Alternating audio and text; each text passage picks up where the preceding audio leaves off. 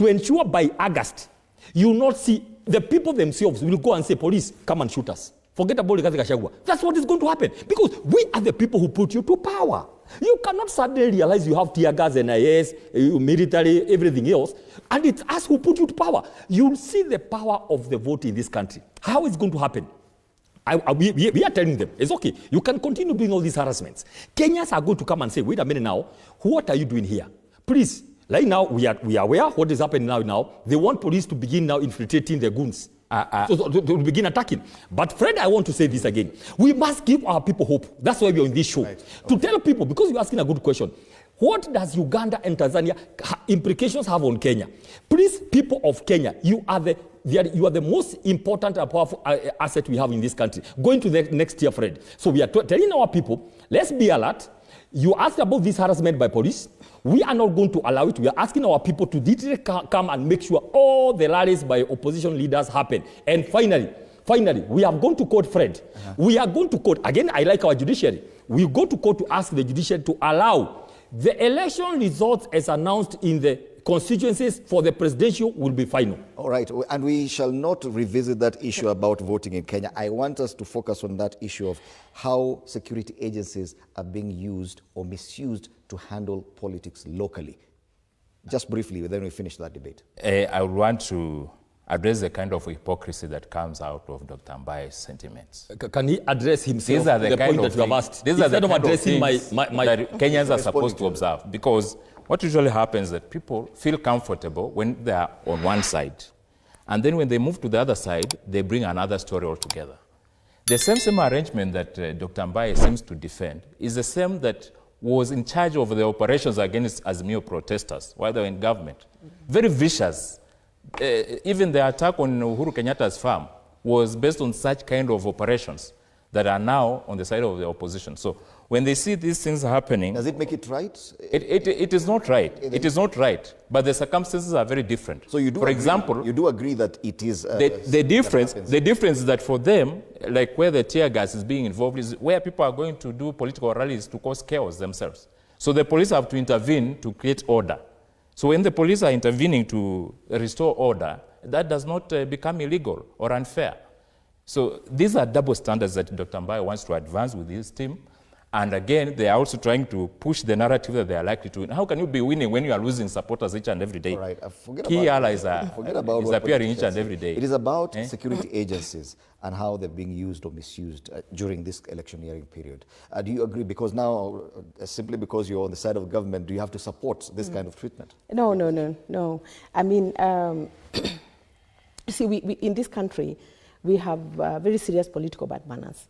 That when someone is holding power, they can misuse that power, including they can arrest, they can shoot, they can maim, they can abduct, and all the manner of things that we have seen happen in the past. At times, when people are in government, they support anything by that government.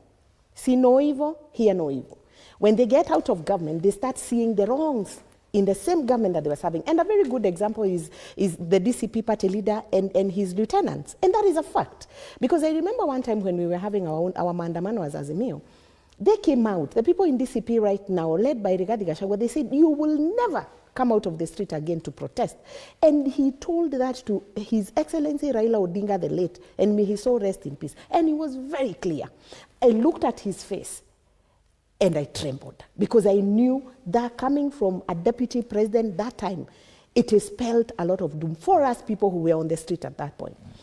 Right now, because they are on the receiving end, and I'm calling it the receiving end because they're in the opposition. That's the position we were in then, and we are still in the opposition. By the way, Freddie Dimuli, these people found us in the opposition. They joined the opposition. They left government because they really left government. They have actually nobody should say that Rigathi Gachagua was pushed out of government. The case was clear, and Dr. Mbaye knows. After they left government, because they are the ones who left, they joined the opposition that we had genuinely created, a genuine opposition, and we were discussing issues. They have disorganized the opposition. The opposition now is almost a one-man show who is just spitting bile, telling people this and that against the others. It is not helping us. And the problem with our politics, Fred, is because we have this again, bad manners of people being in the same party, the same thing that happened between Uhuru Kenyatta and William Ruto. And when they disagree, one ships out, forms some formation, calls his buddies, then they reorganize and start selling all these things that they keep selling to us. At what point are we going to discuss issues? Right. Because that is where we should be. That is what we should be. But remember, I will say this. The goons that we have seen on the streets, you cannot say for sure that they are just being sent from the government side. We do not even know where they are coming from. At times, I listen to the opposition, and even before they go to these rallies, their cause, their message is that we know they are going to send goons. How do they know that goons will be sent? You know, even in politics, people have been stage managing things. Yes. I come from Madera constituency, and I know that for a very long time, those kind of theater manenos has been happening there. And for me, my concern is this. As a leader, as we entertain Kenyans with all these lies, and Dr. Mbaya is very clear, he has called it emotional manipulation, because that is what it is.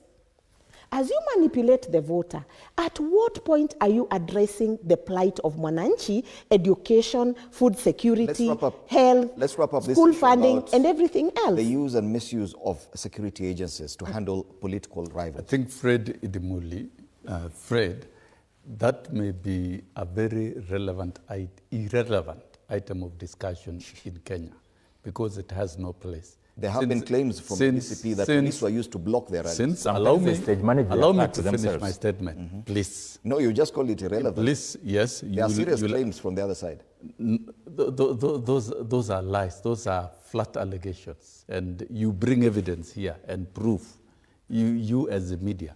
So I think it is wrong to try and imagine that in the modern democratic Kenya, the police and the security agencies can be used to suppress political dissent in the country. No, it doesn't happen anymore. And in the electoral and political process, the rules are clear, the laws are clear, even how to convene political rallies, what the police ought to do to offer security, and campaign programs is very clear, and that has been adhered to in the past, in the previous election. Since 1992, the advent of multi-party, we have conducted decent multi-party politics in the country, very decent indeed. And going into election, the role of IEBC, and over time, the management, the electoral bodies have evolved to be efficient in the country. And where the security agencies come in terms of election, is through contracting by IEBC. The IEBC shall contract the police service to offer security to the process, and that has been done. Kenyans are used to, and I think going into 2027, we should be talking about how do we make our electoral process better, so that the different stakeholders within the process can play their role. What will be the role of the security agencies in a manner that is decent? What will be the role of the media in a manner that is decent in reporting? What will be the role of observers? What civic education can we conduct among the voters so that they can play their roles effectively?